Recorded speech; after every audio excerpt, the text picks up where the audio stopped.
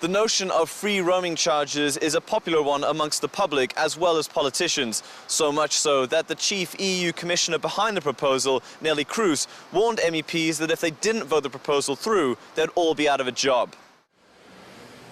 The problem, however, is that the proposal's proving hard to swallow for the telecom industry. I spoke to the Deputy Chief Officer for Orange, François Comet, to find out what Orange's criticism of the proposal is. We really have some questions because, first of all, we think this will be applied in probably a different way in the 28 different countries.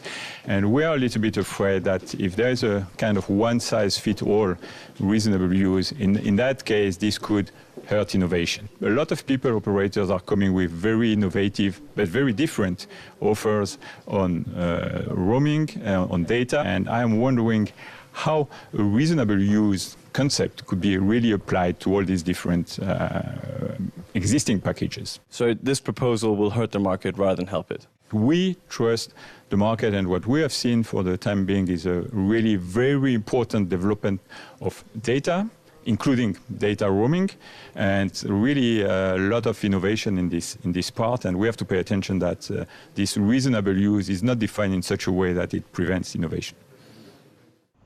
Whether Commissioner Kroes' proposal kills innovation or not, the director of European Citizens Initiative, Vincent Chouvet, says Mrs. Kroes has already made too many concessions to be true to her cause.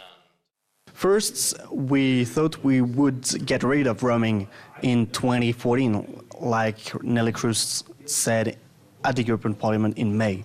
But after a long summer of lobbying by the industry, we have now a proposal that's too complex and that does not go far enough in the end of roaming fees. Roaming fees will only disappear from incoming calls, and otherwise there's a hugely complex system of agreements and carrots and sticks for operators, so consumers will be completely lost, and in a market where behavior is so much important. And how does the digital and Vice President of the EU Commission, Neelie Kroes, respond to these criticisms? I met with her and asked her if her proposal kills innovation as claimed by Orange. It's not true. It is far from reality.